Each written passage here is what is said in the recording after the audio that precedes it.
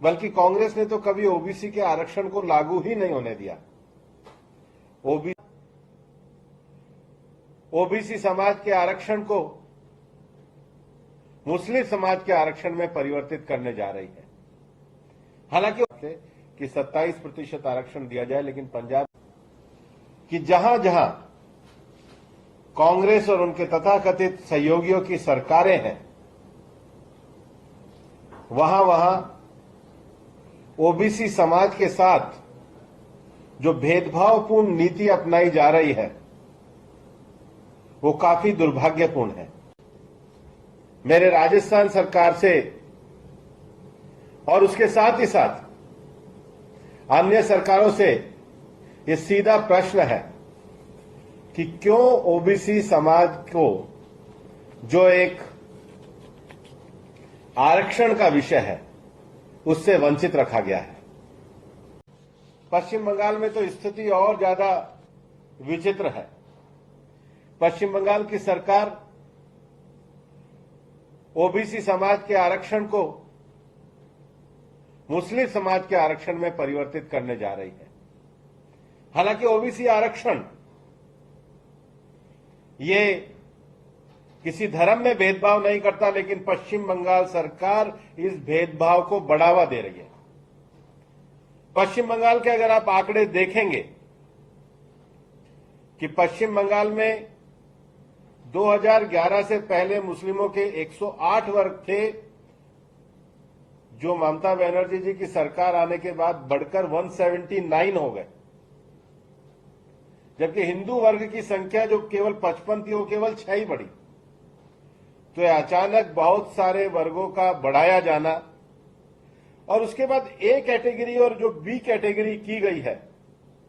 A category की 81 अगर occupation आप मानते हो तो उसमें से 73 केवल मुस्लिम है।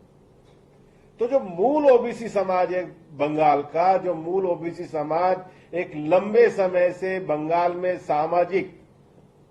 और शैक्षिक रूप से पिछड़ा हुआ है, उस सामाजिक और शैक्षिक रूप से पिछड़े हुए वर्ग को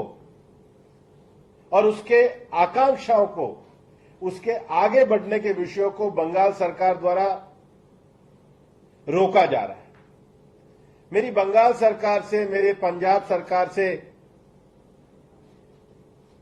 मेरे राजस्थान सरकार से और उसके साथ ही साथ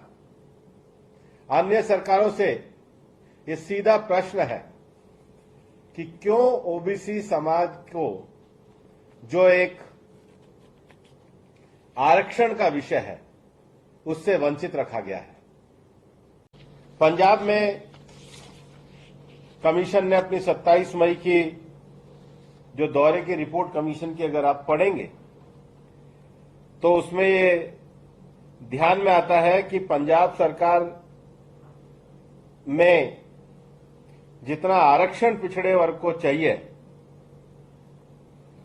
वह आरक्षण पंजाब सरकार में नहीं दिया जा रहा। पंजाब में एक बड़ी संख्या ओबीसी समाज की है जिसका हक बनता है सुप्रीम कोर्ट के निर्णय के हिसाब से कि 27% आरक्षण दिया जाए, लेकिन पंजाब में केवल 12% ही आरक्षण दिया जा रहा है। पश्चिम राजस्थान जहां कांग्रेस की सरकार है वहां 8 जिले बांसवाड़ा, डूंगरपुर, प्रतापगढ़, उदयपुर, सिरोही, राजसमंद, चित्तौड़ और पाली में ओबीसी का आरक्षण 0 है और राज्य सरकार, केंद्र सरकार की सेवाओं के लिए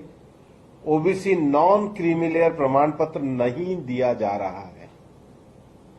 इसको कमीशन ने अपनी रिपोर्ट में लिखा है। अशोक गहलोत जी को सोचना चाहिए कि राजस्थान में विशेष रूप से जो मेवाड़ का क्षेत्र है, जहां सिरोही में बड़ी संख्या में देवासी समाज के लोग रहते हैं, वहां अगर इस प्रकार की शिकायतें सामने आ रही हैं तो ये बहुत दुर्भाग्यपूर्ण है। हाल ही में ओबीसी कमीशन ने राजस्थान के मुख्य सचिव को पत्र भी लिखा जिसमें ये कहा कि ओबीसी के क्रीमी लेयर की जो आय की गणना है उसमें कृषि आय को नहीं जोड़ा जाना चाहिए। और मेरा तो ये कहना है कि अगर जो राजस्थान सरकार में इस तरह की कार्रवाई अशोक गहलोत जी की सरकार में चल रही है, उससे पिछले 4 सालों में केवल उनके इस